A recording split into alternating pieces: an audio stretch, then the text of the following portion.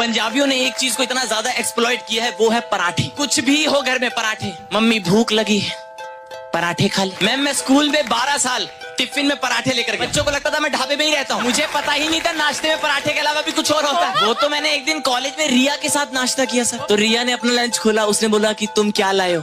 मैंने कहा भाई पराठे। मैंने कहा तुम?